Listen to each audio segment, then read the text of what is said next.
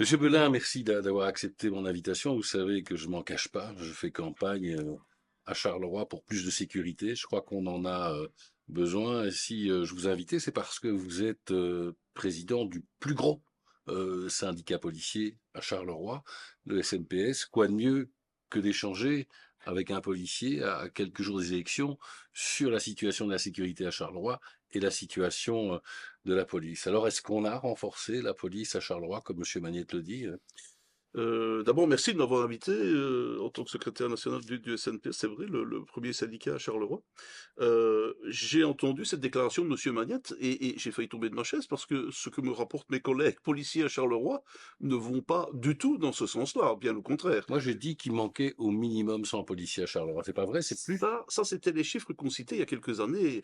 Malheureusement, le mal a empiré et je pense qu'on peut parler maintenant d'un minimum de 150 policiers, trop peu. Et attention, soyons précis, par rapport à des normes qui datent de 1998 C'est ça. et qui sont donc totalement obsolètes, évidemment, qui ne répondent plus aux besoins de la société et de la criminalité actuelle. Donc, il y a une surcharge sur les policiers en termes de travail qui est aujourd'hui aberrante à Charleroi.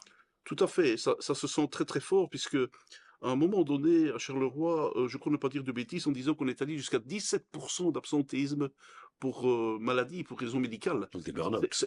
J'hésite à employer ce terme de burn-out, mais en tout cas, la pression est tellement forte qu'à un moment donné, les gens craquent, ils n'en peuvent plus. Il y a des gens qui partent même, qui quittent la police de Charleroi Ah, pour ces raisons-là.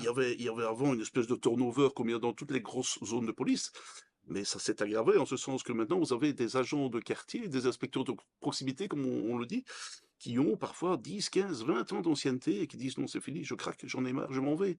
Et C'est qui terrible ce que préfèrent. vous dites là. Ah, mais c'est Parce qu'on gravissime. manque déjà de policiers, mais il Bien y en a sûr, qui partent. on perd évidemment une expertise. Des gens qui connaissaient très bien leur quartier, qui ont un rôle essentiel à la police, de proximité avec la population, qui règlent toute une série de petits différends et qui évitent des interventions, évidemment. Et ces gens préfèrent faire des kilomètres et s'éloigner. Et d'ailleurs, sous-effectif en termes de police, bah, ça crée aussi un danger par rapport aux équipes d'intervention, par exemple. Ah ben, il faut le dire très clairement, euh, j'allais dire idéalement, on n'est même pas dans l'idéal, mais si vous avez 10 ou 12 équipes qui commencent à 14 heures, Mhm. mais dites-vous bien qu'à 14h30 ou 14h45, ces 12 équipes sont occupées. Sur quel type d'intervention? Tout type d'intervention. Et alors, on commence à prioriser les interventions. La top priorité étant évidemment celle où il y a danger, un risque pour l'intégrité physique du citoyen. Et ils sont vraiment 10 équipes en route pour ça? Malheureusement, on n'y arrive pas très souvent. On est plutôt de 10-12, on est passé à 8-10. Ces derniers temps, on était très régulièrement à 6 équipes, Mais on ce parle, on qui est parle quand même invivable, d'interventions où il y a potentiellement un danger bien sur sûr. l'intégralité physique d'un Carolo. Bien sûr, bien sûr que les Carolos sont en danger. Les Carolos sont en danger. Ah ben, si vous avez 6 équipes au lieu de 12, et nous sommes descendus à 4, ce qui est gravissime. Comment voulez-vous répondre aux interventions urgentes, graves, où un danger physique existe réellement pour les citoyens, quand vous n'avez pas d'équipe? Donc, pouvoir en place n'a pas assez investi en matière de sécurité à Charleroi. Pas assez investi, Pas assez mal fait. investi. Je pense que c'est avant tout une question de mauvaise gestion. Ah oui, on en a. Vraiment. C'est le constat que vous tirez. Vraiment, et je pense qu'on a un chef de corps, M. Van Doren, qui a vraiment essayé d'améliorer les choses, mais ça ne fait pas plaisir à dire, mais je vais vous le dire clairement, il a deux belles-mères sur le dos qui rendent les choses quasiment impossibles. Et en plus, hein, moi, les échos que j'ai, vous savez que j'essaye de coller au terrain Mhm. dans ma ville, c'est aussi un minimum de bien-être au travail. On sait qu'il y a des dizaines de policiers qui vivent depuis des années dans des conteneurs, que ce soit l'hiver quand il gèle ou en pleine canicule, dans des conditions de sécurité qui sont très limites. Vous confirmez ça? Malheureusement, on peut estimer quoi, une soixantaine de policiers qui vivent encore en 2024 dans des containers avec des conditions de salubrité qui sont lamentables, mais surtout avec des conditions de sécurité qui sont lamentables. Si on vient sonner ce poste de police, Le policier passe sa tête par la fenêtre pour voir, oui, monsieur ou madame, qui êtes-vous, qu'est-ce que vous voulez? Pourtant, on sait qu'il y a déjà des policiers qui ont été agressés il y a quelques années à Ah, Charleroi. malheureusement, hein, Ouais. souvenez-vous, avec ce chalet ou de marché de Noël où on avait attaqué à la machette une jeune collègue. Donc, Donc il y a certains policiers dans les infrastructures qui aujourd'hui ne sont pas suffisamment en sécurité. très clairement, très clairement.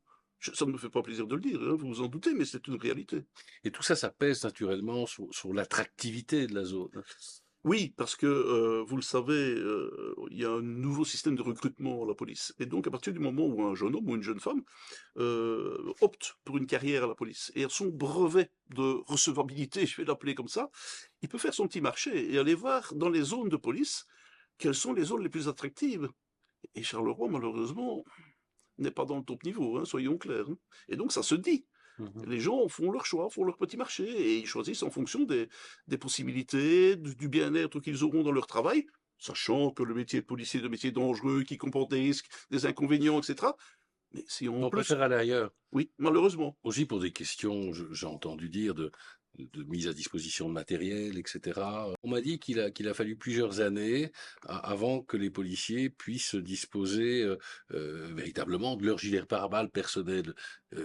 Si on n'a pas un gilet de pare-balles personnel, ça met même en danger, je pense. tout à fait.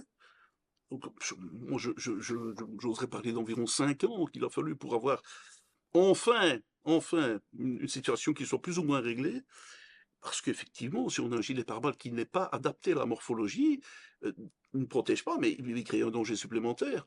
Maintenant, soyons précis. Comment se fait-il qu'on en arrive maintenant à une situation un peu plus correcte? Mhm. C'est pas parce qu'on a investi dans des nouveaux gilets pare-balles, c'est parce que les nouveaux membres du personnel qui arrivent à Charleroi viennent avec leur gilet pare-balles personnel depuis l'académie, depuis leur ancienne unité. Donc ils arrivent avec leur Alors, propre matériel. C'est pas la zone qui a voilà, investi vous avez tout pour lui compris. donner du Vous matériel avez en tout compris. plus. Donc je cherche toujours où Monsieur Magnette a renforcé, a investi. D'autant que l'insécurité continue à s'aggraver, selon en tout cas les statistiques que moi j'ai lues Mhm, sur le site du SPF intérieur. mhm. Certains disent que l'insécurité diminue à Charleroi, c'est vrai? Écoutez, j'aimerais bien vous dire oui, mais malheureusement, je ne peux pas. Les chiffres du SPF intérieur, ce ne sont pas les chiffres de l'IDUCARM ni du SNPS, ce sont les chiffres du SPF intérieur, qui montrent que le nombre de plaintes augmente d'année en année. Un. Et moi, les retours que j'ai du terrain, des policiers qui actent les plaintes, qui constatent les choses, ben, ne vont pas du tout dans le sens d'une diminution de la criminalité ou de l'insécurité, loin s'en faut. Quelle recette finalement pour améliorer la sécurité à Charleroi, pour améliorer le travail des policiers? Alors je pense que une des premières choses, c'est de rendre, on en a parlé déjà, de rendre cette zone de police attractive. Mhm. Pour que les jeunes policiers, les jeunes collègues aient envie de venir travailler à Charleroi. On ne peut pas dire Charleroi tout est noir, c'est pas vrai. Je peux vous dire que beaucoup de policiers, beaucoup de Carolos ont envie de continuer, ont envie de travailler à Charleroi. Ils aiment leur ville. Mhm. Mais ils aimeraient bien, vous savez, comme tous les policiers en fait, ils aimeraient bien que le pouvoir en place, simplement, leur donne les moyens de faire le job. Quel est le job? C'est assurer la sécurité des honnêtes gens, des Carolos, et les protéger contre les malfrats. Donnez-nous, policiers que nous sommes, les moyens, monsieur le bourgmestre, de nous investir et de faire le job. C'est tout ce qu'on demande. Mhm. Vous savez qu'on risque d'être accusé de Charleroi bashing après ce qu'on vient de dire. Mais moi, je pense que dans une situation dans laquelle on se trouve aujourd'hui, quand on aime, on doit dire la vérité. Et moi, j'aime Charleroi. Et vous avez contribué à exprimer la vérité grave, difficile Mhm. de la sécurité à Charleroi. Et pour ça, je veux vous en remercier. Je sais que vous travaillez au niveau national, au niveau du SNPS, qui est un beau et grand syndicat policier. Mais je sais que vous travaillez de très près sur Charleroi et je veux vous en remercier. Avec Merci à vous. plaisir.